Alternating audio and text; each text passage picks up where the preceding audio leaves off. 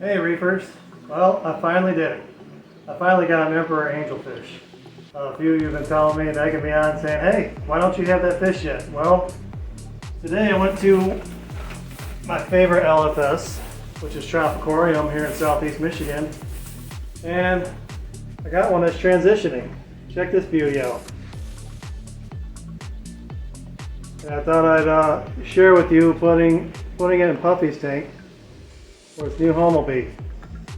The cool thing about this tank is that I can treat it like a quarantine tank if I need to. I can always add cupramine later on, or I can add medication because it's just live rock and fish. Because my actual quarantine tank is 20 gallons and it's pretty small for this fish. So I just wanted to directly put this fish in. I just got home with the fish, so it's only been in the bag for about maybe 30 minutes. So I'm going to add it to the tank. And we'll see how everybody else reacts.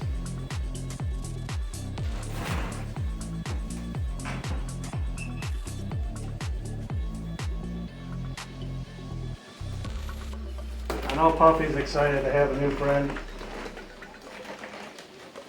I'm going to try it by hand rather than using the net. Yeah, if you're in southeast Michigan, check out aquarium. They got a lot of cool stuff in there. You got saltwater fish and coral and supplies and food. Come on, guy. Or girl, don't know yet. There you go. Beautiful. Welcome home. Of course it's going to hide for a little while, but as it comes out, I'll give you a little update and we'll see how it's doing. Well, it didn't take long for this fish to come out. He's establishing his territory and fitting in with the other fish nicely. I see him nipping at the fox face a little bit, but the fox face is sticking his spines up at him, so I think they'll be okay. Everybody in here is pretty much a predator style fish, so they're all a little bit aggressive, so they all kind of check each other, but they all get along, so I think it's a good addition to the tank. And I did go ahead and add the cupramine to the tank. The reason is because this tank's already had ick and velvet before in the past, so I don't want to see Puffy and everybody go through that again. So just right out the bat, I'm going to add the cupramine to the tank and basically turn it into a quarantine tank and not have to worry about it. If I had a bigger quarantine tank, I would have put this fish in that tank, but I only have a 20 gallon and I don't want to stress it out by having such a small tank. So I think by adding the medication to the fowler, that'll take care of it if there is a problem, and we can just go from there. But so far the fish looks great.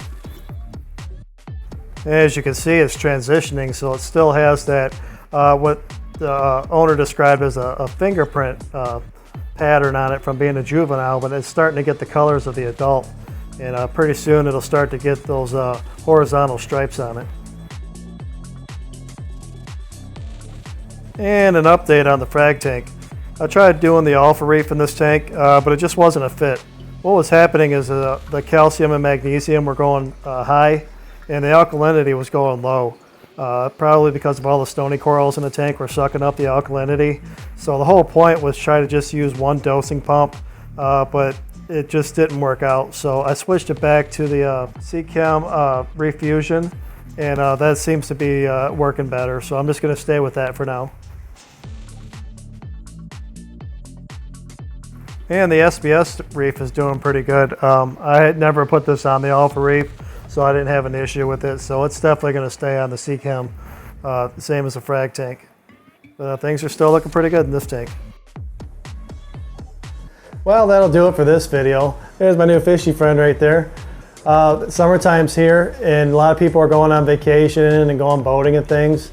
I'm just here to remind you to make sure you find time to do your tank maintenance and your water change and feed your fish. And I'll be doing videos every other week myself because I have a few things to do this summer. So I'll be looking for those till around September. Then I'll do weekly videos again. But in the meantime, take care and happy reefing.